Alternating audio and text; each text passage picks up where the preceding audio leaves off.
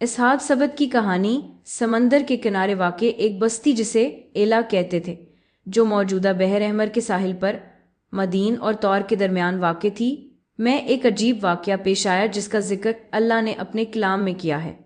اور ان سے اس بستی کا حال پوچھو جو سمندر کے کنارے تھی، جب وہ ہفتہ کے دن حد سے بڑھنے لگے تھے اور ان کی مچھلیاں ہفتے کے دن ان کے سامنے سطح آب پر ظاہر ہو جاتی تھیں، اور جب ہفتہ کا دن نہ ہوتا تو وہ ان کے پاس نہ آتی تھی۔ اس طرح ہم ان کی آزمائش کر رہے تھے کیونکہ وہ نافرمان تھے۔ سورۃ الاعراف 163۔ یہاں اصحاب سبت رہتے تھے جو یہودی قوم میں سے تھے۔ اللہ نے ان کے لیے ہفتے کا دن عبادت کے لیے مخصوص کیا تھا اور انہیں دنیا کے امور میں مشغول ہونے سے منع کیا تھا، کیونکہ وہ باقی دنوں میں عبادت کی پابندی نہیں کرتے تھے۔ بنی اسرائیل کو ہفتے کے دن تجارت، صنعت اور مچھلی پکڑنے سے روکا گیا تھا۔ یہ اللہ کا ایک امتحان تھا کہ ہفتے کے دن مچھلیوں کی کثرت ہونے لگی، مگر وہ صبر نہ کر سکے اور انہوں نے ہیلے سے انہیں پکڑنا شروع کر دیا۔ ابن عباس اور دوسرے علماء کے مطابق یہودی اس زمانے میں ہفتے کے دن کی حرمت پر عمل پیرا تھے۔ مچھلیاں اس دن ان کی طرف امن و سکون سے آ جاتے کیونکہ وہ انہیں باقی دنوں میں پکڑتے تھے۔ اللہ نے انہیں آزمائش میں ڈالا اور ہفتے کے دن مچھلیوں کی کثرت سے انہیں آزمایا۔ جب انہوں نے یہ دیکھا تو انہوں نے مچھلیاں پکڑنے کے لیے ہیلے کا سہارا لیا۔ ایک دن گاؤں کے ایک فرد کو مچھلی کھانے کی خواہش ہوئی تو شیطان نے اسے ایک ہیلا سکھایا۔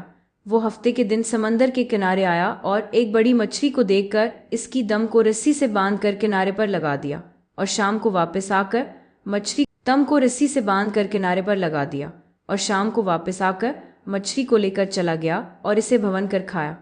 جب اس کے ہمسائے سے پوچھنے آئے تو اس نے کہا کہ یہ تو محض ایک مچھلی کی کھال ہے جو اس نے بھون لی ہے۔ اب یہ ہفتے اس نے یہی کام پھر کیا اور دوسروں کو بھی بتا دیا، تو انہوں نے بھی اس کی تقلید شروع کر دی۔ بنی اسرائیل نے ہفتے کے دن مچھلی پکڑنے کے لیے نت نئے ہیلے ایجاد کیے۔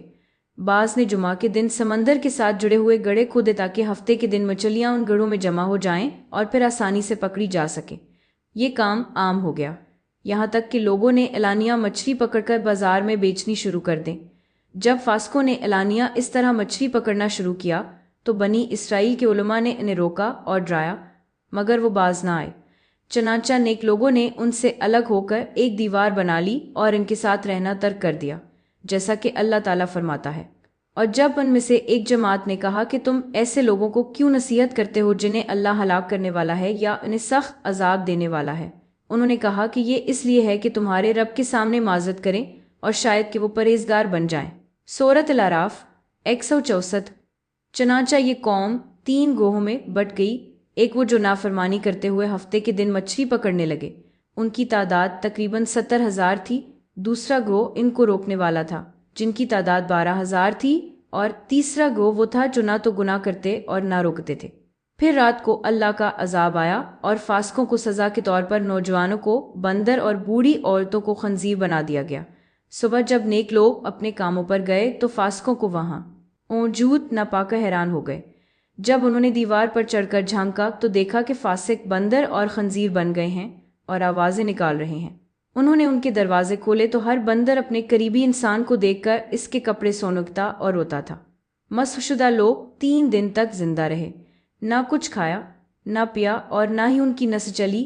اس طرح ان کی موت ہو گئی اور وہ آنے والی قوموں کے لیے عبرت کا نشان بن گئے۔